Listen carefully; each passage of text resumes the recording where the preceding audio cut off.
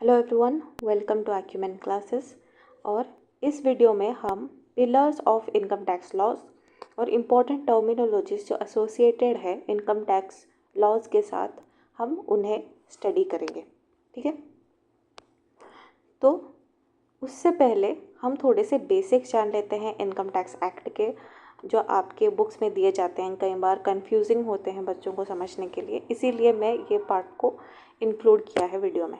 ठीक है, तो इसमें लिखा है कि article 265 of the constitution of India कहता है कि no tax shall be levied without the authority of the law.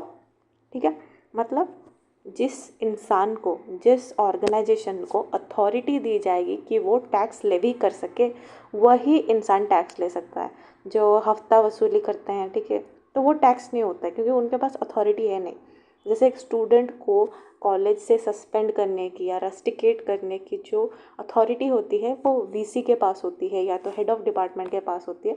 बिल्कुल उसी तरह अगर आपके पास अथॉरिटी नहीं है तो आप वो काम कर नहीं सकते। अगर आपके पास अथॉरिटी नहीं है तो आप टैक्स लेवी कर ही नहीं सकते। तो हमारे देश में वो टैक्स लेवी करने की अथॉरिटी किसे दी गई है? तो शेड्यूल 7 में लिखा है, आर्टिकल 246 ऑफ द कॉन्स्टिट्यूशन में, कि ये टैक्स लेवी और कलेक्ट करने की जो रिस्पॉन्सिबिलिटी है वो सेंट्रल गवर्नमेंट और स्टेट गवर्नमेंट को दी गई है।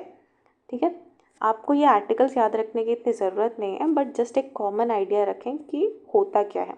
ठीक है, तो क्या किया जाता है कि शेड्यूल 7 में 3 लिस्ट्स बना दी गई हैं। ठीक है, ठीक है, इनमें लिस्ट में सब्जेक्ट होते हैं। ठीक है, मतलब मैटर्स। ओके, कुछ मैटर होते हैं जिसमें सिर्फ यूनियन लॉ बना सकती है, कुछ मैटर्स होते हैं जिसमें सिर्फ स्टेट लॉज बना सकती हैं।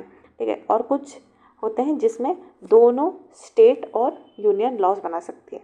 बट इसमें एक चीज़ याद रखिएगा कि कंकरेंट लिस्ट में दोनों तो बना सकते हैं, यूनियन और स्टेट, बट यूनियन का जो लॉ है वो हमेशा प्रिवेल करेगा स्टेट के ऊपर।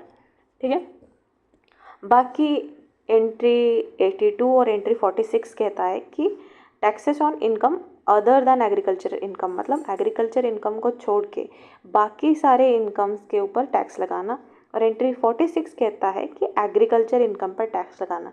ये इसीलिए है क्योंकि हमारे देश में अभी एग्रीकल्चर इनकम टैक्सेबल नहीं है, बट ऐसा नहीं है कि टैक्सेबल नहीं हो सकता। ठीक है, तो स्कोप है, बट गवर्नमेंट अपने डिस्क्रिप्शन पर एग्रीकल्चर इनकम के ऊपर टैक्स नहीं लगाती है।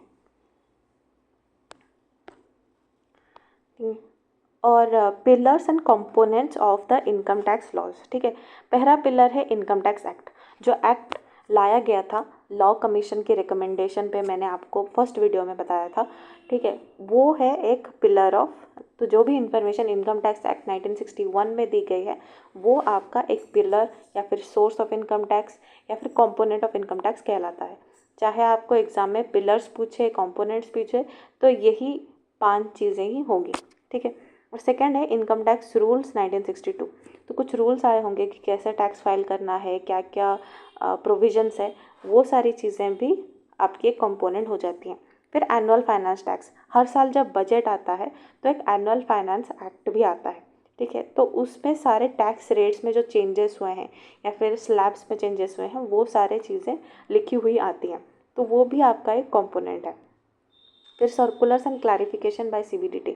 कई बार लॉज में क्या होता है वो थोड़ा सा कंफ्यूजिंग हो जाता है, तो उसके ऊपर जो central board of direct taxes है हमारी, वो क्लैरिफिकेशन देती रहती है टाइम टू टाइम।